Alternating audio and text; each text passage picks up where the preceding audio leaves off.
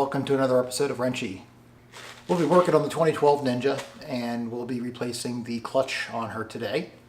I've never done this before, so another adventure.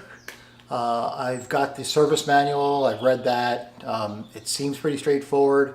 I've talked to a few people, so I guess I'm as ready as I'm going to be. So without any further ado, let's get wrenching.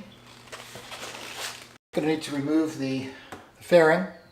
That'll give us access to take off the clutch cover, which is all these bolts here, and the cable, the clutch cable itself. I'm actually going to replace that while I'm here, so we'll see how that goes as well. Before we do any of this though, we have to actually drain the oil. Now, I've heard comments and I've seen people do it without draining the oil. They've actually left it up on the kickstand like I have it here and just caught a little that comes out. I'll probably just wind up changing it. You'll notice there's some scuffing here where the bike fell over on me doing all of 4 miles an hour. Very embarrassing. So I don't know, it's scuffed, not terribly, nothing, it's just cosmetic. And you might do something about that. We'll see how it goes. So let's get busy. We'll get the oil out of it. We'll get the fairing off. Actually, we'll probably do that in reverse order. We'll get the fairing off, get the oil out, and we'll get going. Okay, we've got the fairing off, and we're draining our oil down below. You can see the pan under there catching it. So here's the clutch cable. We'll have to disconnect it from here. There's a couple of adjusting nuts. We'll let the back off. Probably need to take it out from the grip as well, the lever as well. Since I'm replacing it, might as well. And once that's free, I guess we can get busy on all these bolts holding it in, holding in the cover plate. These bolts may be a different length, each of them a different length, or several different lengths. So I'm going to try to keep them, I'm going to try to do something to fabricate, keep them oriented so I know which ones go where. Hey there. So here's what I'm thinking on the keeping the bolts straight. I've got just a piece of cardboard. I'm going to go ahead and sort of draw the kind of the outline of where all the bolts are on here, and then mark here, this is the top, and then poke a hole in the cardboard, a little awl. I'll just stick the bolts through that, and that'll be the pattern, and maybe that'll help. So, all right, there's my awesome little template. It is really hot today. It's in the morning, sun's right on the garage. It's going to be at least 100 or close to 100, I'm guessing. Thinking of turning on the fan in here. It's going to make a lot of noise. Maybe I'll just sweat. Ever try to get nitrile gloves on a sweaty hand? Yeah.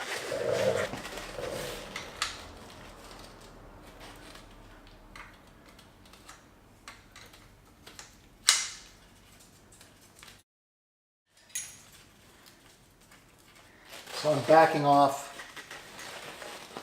I don't know if you can see that, but there's 2 adjustment nuts going through the casing here for the clutch cable, and I'm backing them off with the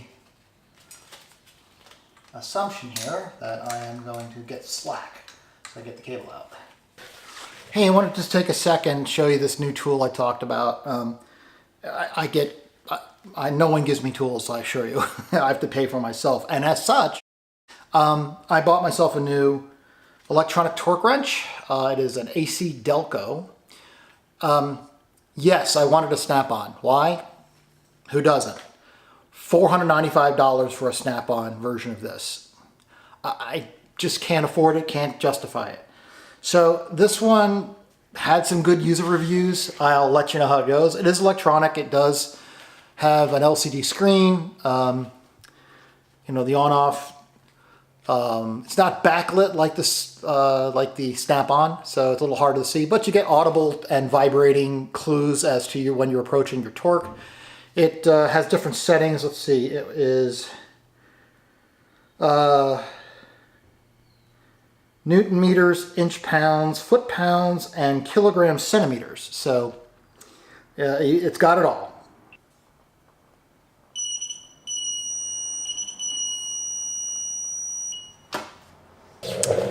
Well, I don't know if you heard that beeping, but that was the torque wrench. It seemed to work. I may go back with my other torque wrench just to double check that. So here's the first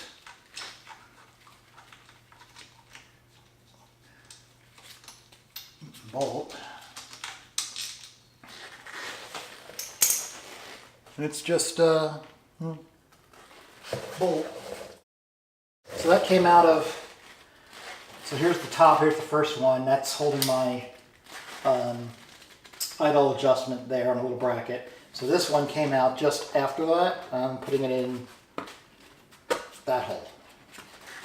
So this is my theory on how I'll keep them straight. So we'll see how this works. And then we'll just, you know, take them out, pop them in, and then try to get this clutch plate out. It's not a clutch plate, it's a clutch cover. Shall we begin?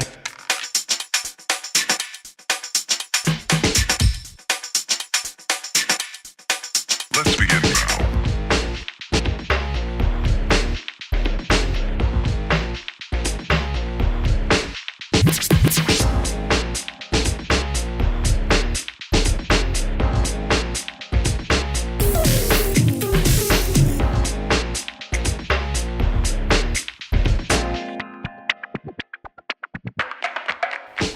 Probably take off this guard. I think I will, because it's sort of in the way.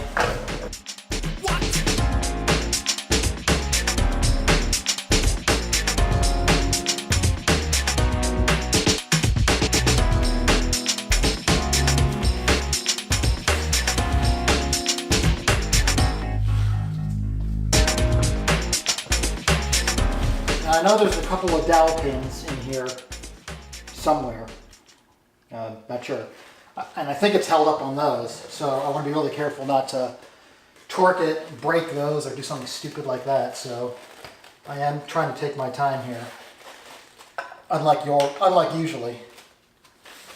Okay, here's the deal. I think it's actually hung up on the clutch mechanism, the actuator here.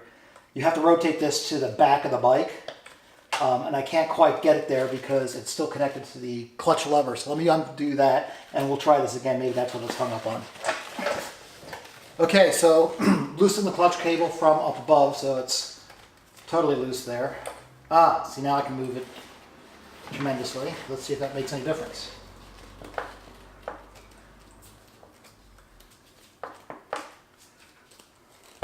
Aha!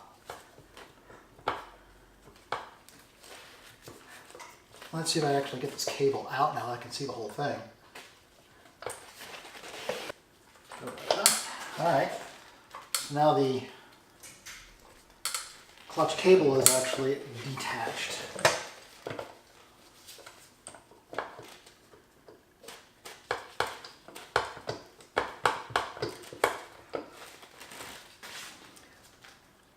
Clutch cover off. So what was holding it up was in fact just a dowel, and just needed to be wiggled. Here's the dowel pin right here. So a little bit of a pain, but I really wanted to take my time here and not tweak it, so I'm glad that that's over. But let me get that clutch cable off. It's a 12 mil nut on here. I assume I just back this one off all the way to the front, and it comes apart, I assume.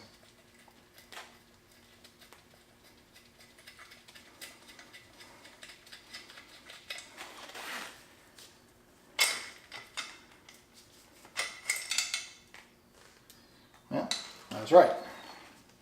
So let me put this in a safe place. It looks, you know, it's like sparkling clean in there after 78,000 miles. I mean, it's like brand new looking. Good. Okay, so this is the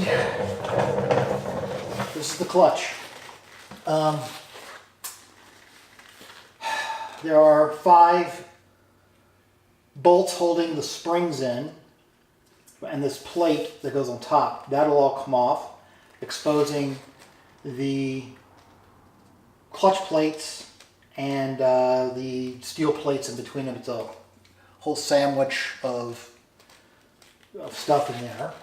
Of note, I see, and in the manual, it's pretty clear that the first plate here and the last plate on the back are actually different part numbers. So I think they're different thicknesses of material.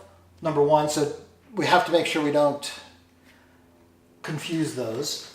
And number two, I don't know if you can see here, but actually here, let me get the other camera in here too so you can see. Okay, so here are the clutch plates. You can see they're all stacked, one on top of the other. In between each one is a steel plate. This is the first one. You notice its tab here is not aligned with the rest of the tabs here. This is important for some reason. I do not know.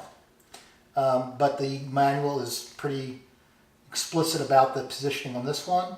And I believe the rear one is the same orientation, meaning sort of a one tooth, if you would, over from the rest of them. And they are in fact different plates. So let's get these taken out and get on with this.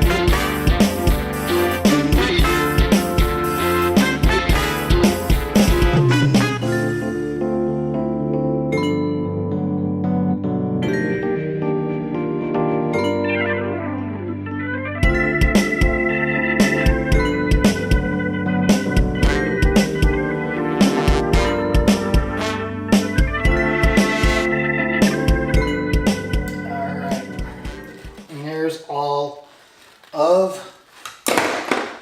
the clutch bolts and springs. So now, theoretically, this whole plate comes apart, comes off, and it does, as you can see. First things first, I'm going to get these soaking, the clutch discs soaking.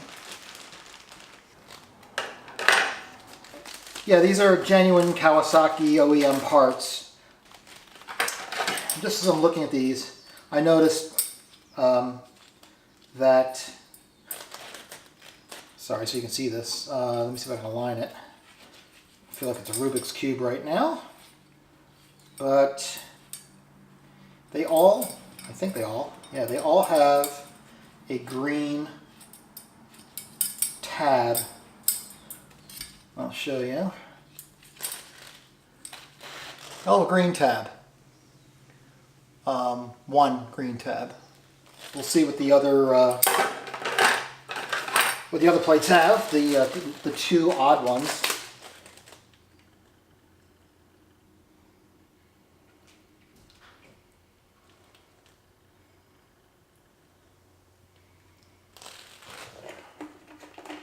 And there you go. Soaking plates. I want to see what one of the other ones. Oh, look. This one has a, I don't know if you can see this. Where'd it go? Here. This notch here is actually reddish brown colored. You can see better like that. So it's different. That's good to know, so I don't screw them all up. And the second one also is brown-ish red. interestingly, one is, these are identical part numbers. One is colored on the notched, one is colored on the not notched. I don't think that makes a bit of difference. But they are different colored, and so they are color coded. Good deal. So I will throw these in the mix as well.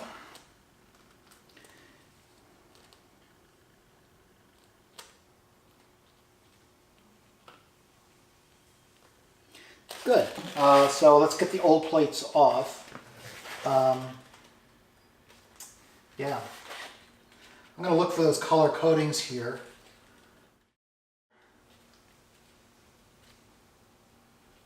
And I don't see any.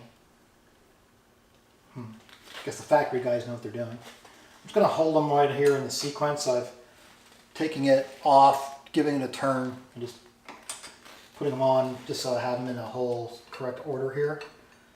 Here's our first plate. And just looking at it, looks like it's in decent shape.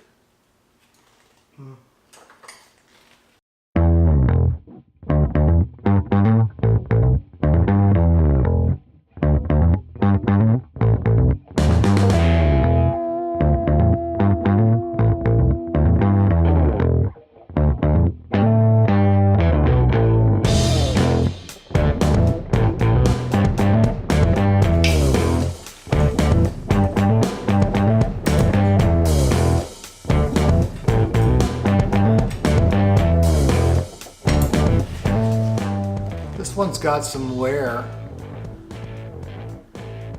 Down here you can see it. Actually, there's some pieces I can actually flick off. Yeah, this one's worn pretty good, so maybe we're onto something here. Needing a new clutch. Kind of glad, because shame to go through all this work and not need it.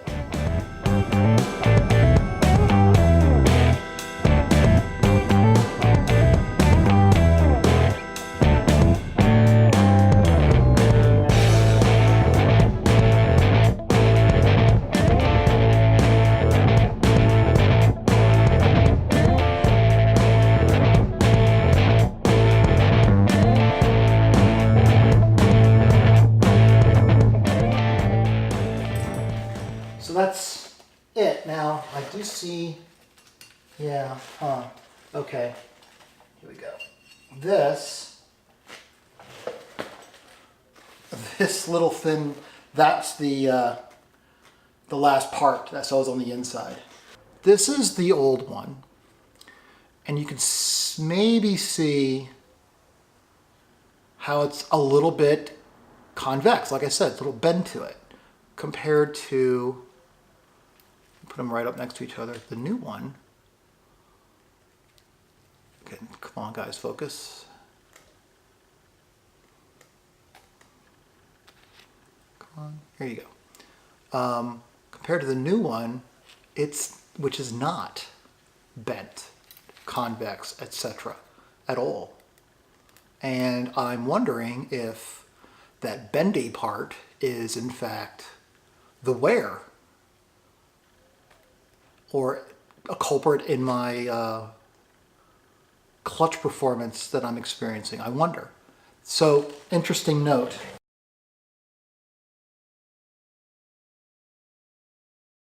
I'm going to run a little oil on it, just why not? I'm just going to put that back on the basket and run that all the way in. All right, so we got that one in. Okay. All right, so I finally got myself a proper set of calipers. Digital set. It's not expensive. It's a VINCA from Clockwork or Clockwise Tools. I mean, I can put a link to it. I don't know anything about it yet, so I am not recommending. I am not advocating. But what it is it is digital, so that's nice. It's digital readout here, and it has. Let's see, it does millimeters, inches, fractional inches, so that's nice. Inside, you know, the typical, right? Inside, outside, so, you know, dimensions. Also, bottom here, we can do a depth as well. So, you know, it's nothing particularly special. It's an 8-inch unit. So there it is. So what I want to do is I want to measure the thickness of the old disc friction plates and see how they are to spec. The shop manual says that the tolerance for the friction plates are, I'm reading on my laptop over there, 2.72 to 2.88 millimeters. 2.72 to 2.88 millimeters is the standard thickness, and when it gets down to 2.4 millimeters, time to replace. That's what they're saying. Okay, so here's one of this is the outermost scratched, innermost plate. Let me zero this out, fully closed, and this is 2.77. So this is well within the service limit. The outermost plate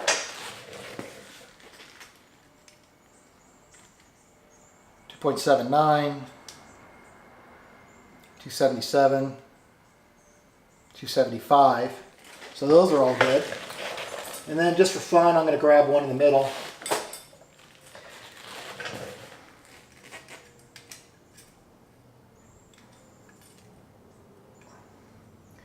.267, 266, 267. So these are still within tolerance, meaning within service limit of 2.4, at least this one is, but below the 272 to 288. So I don't know. Maybe did I really need a new clutch? Don't know. We'll see. We'll get it all back together and hopefully it'll be in good shape. Maybe it's the clutch cable. I sort of doubt it. But I'm going to replace that too, so we'll never know. I'm going to tie off a piece of nylon rope or something to this end, pull it through like a fish, so I can fish it through. And I've got my fish line here, so let's see if we can feed this in.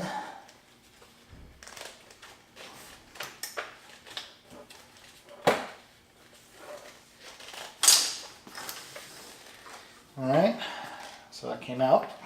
Let's fish the new one back up.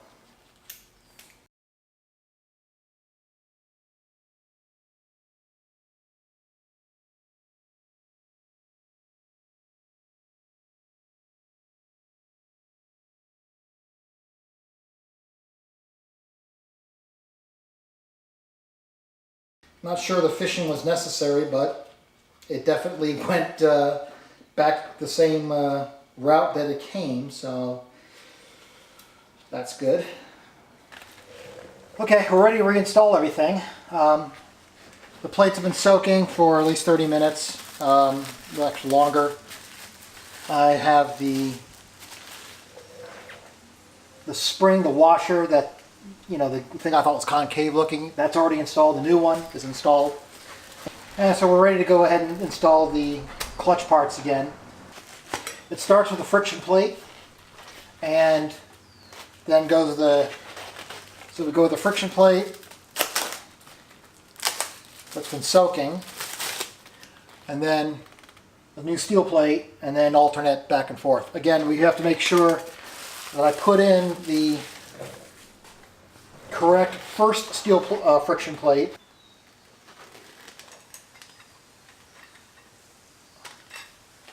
It actually has a buttress in here in these tapered ones, in the tapered ones. It's a buttress there, so it can't go past that. The last plate needs to go here on the outside, so it just locks in here. Everything else goes in because there's no other way to get them past that. That's what that's for, so it doesn't go past that. I'm going to take a new steel plate and just give it a quick lube here of oil. Obviously they don't need to be soaked because steel does not soak. There's a stamping. These are all stamped steel. There's sort of a rough, not rough, but a flat edge here and kind of tapered edge here. I'm going to make it so that they all go the same way and the tapered side goes in. So if I can just get them aligned, there it goes. And in it goes. Let me make sure. Okay, here's a green edge, so that is one of the other ones. They go in.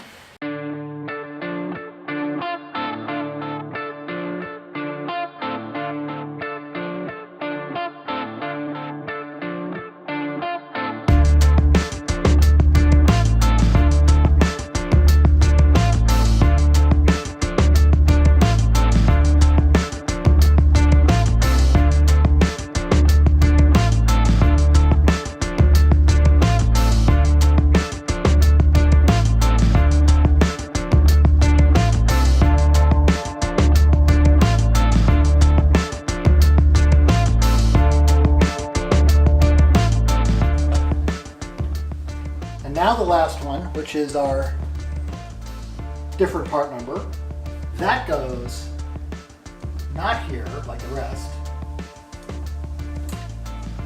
not like that, but like that.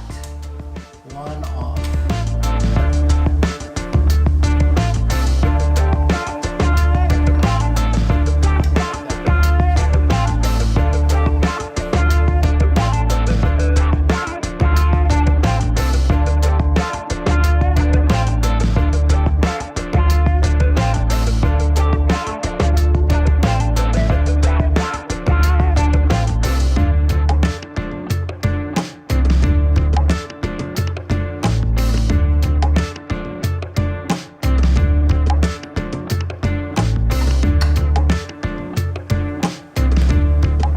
I got the cover on. You got to make sure that this cover is absolutely flush against the last plate.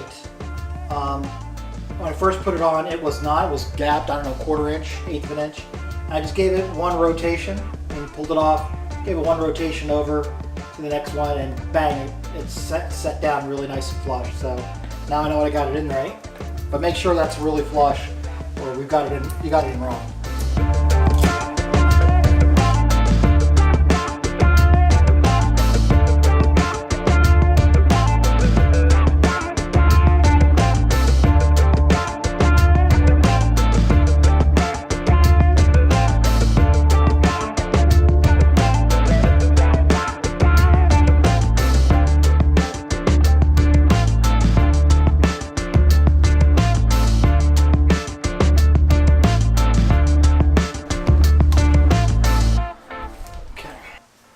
Set the Newton meters. I need 9.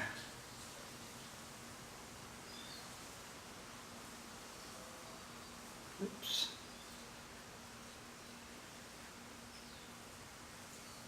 Newton meters. Okay.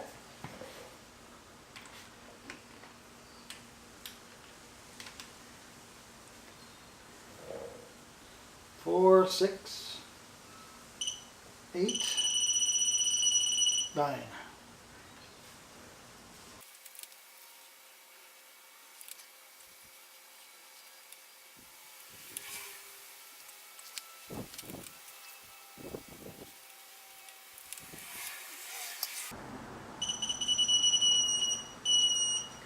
Okay. All right. I've been spending the last 30 minutes or so cleaning the gasket off of the cover. It was, I couldn't see it because it's like perfectly embedded on there. Took a wire brush and a lot of elbow grease and managed to get it off, as well as off the mating surface here on the housing. So we're ready to go ahead and put the new gasket on. But first, the manual suggests, well, it doesn't suggest, it says we need to put a little bit of RTV, silicon-based RTV, high temperature. A little dab here and a little dab here. So let me go grab that. Well, hopefully I got the right stuff. Picked up some Permatex red RTV high temp gasket maker. Silicon based, resists temps up to 650 degrees Fahrenheit. That's it. We're gonna put that on. So the instructions say it has to cure for 24 hours before filling with fluids or returning to service. Really? It also says let dry for 1 hour, then tighten to torque specifications. Like I got time to sit around and wait for glue to dry. Okay, so I've got the RTV in the two places. It's just a dab, an $8 tube for, ridiculous. And I got the new gasket laid up in there on the dowels. So that's all good to go. There's my crazy bolts. There, at the top. All good to go. And so let's get the cover on. I think I'm going to attach the clutch cable, at least get it in there first.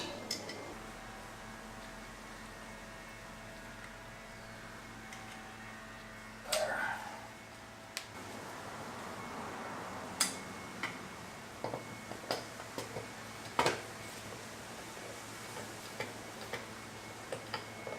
Okay, so slight problem trying to put the cover back on.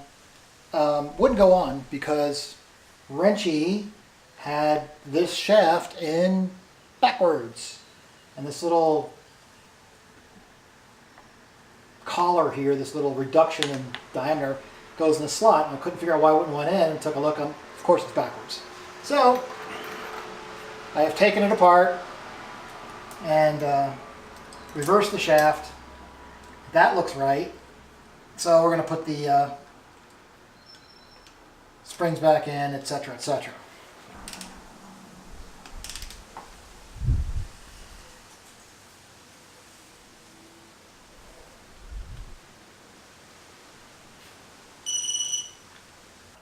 Now let's try to put this stupid thing on.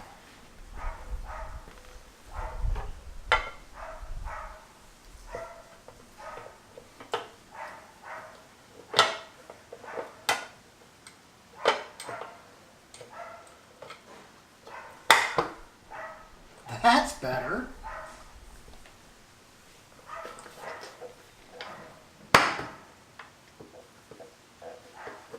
Okay. All right. Okay, so we'll now get our bolts in.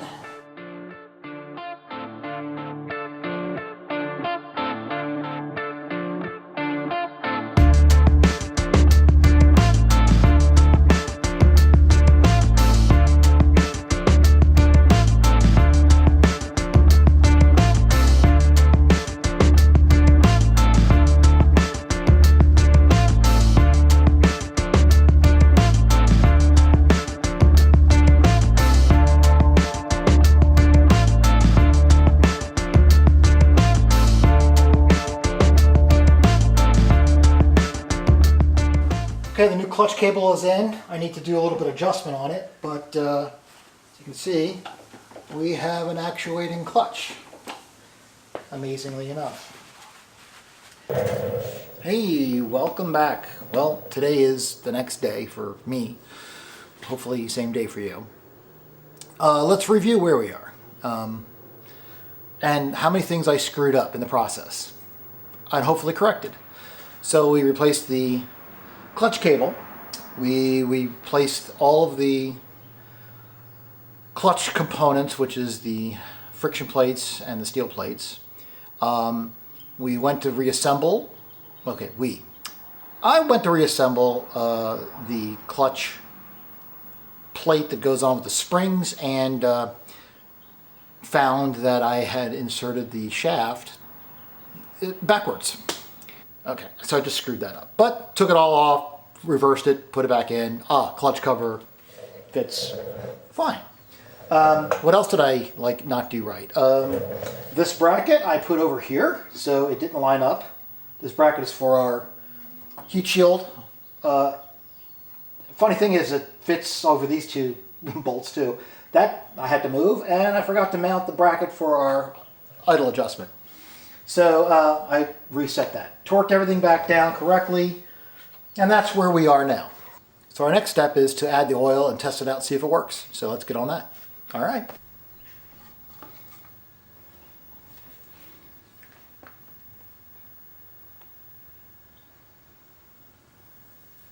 Good stuff.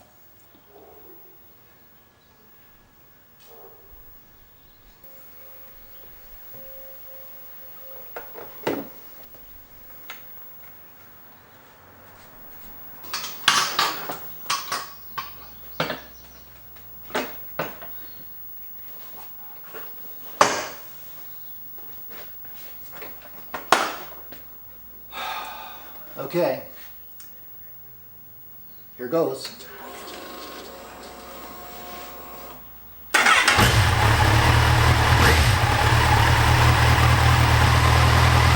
No leaks, that's good. Let's see if the clutch works.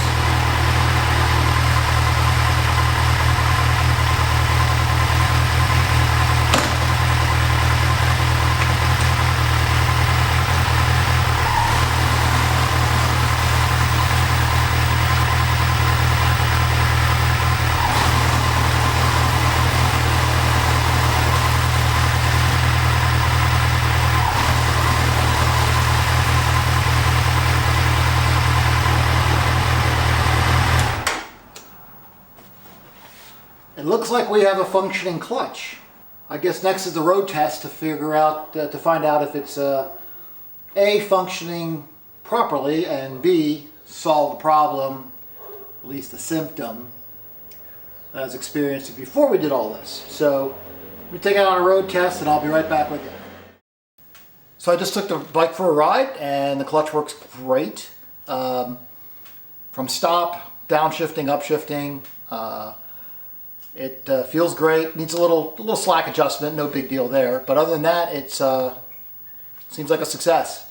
So some numbers about this job. Yeah, so all the parts I got for $306 US. That's from I got it from my online with Babbitt's Kawasaki. Again, nobody sponsors me. I'll just tell you where I got it online. Pretty good deal, you know. It's free shipping, over 50 bucks. They had a special going on, so I even got another few bucks off for their discount code. So 300 bucks for the parts. I'm not certain on the labor on this, but I'm guessing at 125 an hour, 125 US an hour. To do it, they probably sock you for at least 2 hours labor, guessing. So that's 250 bucks. So all in all, it's a good job.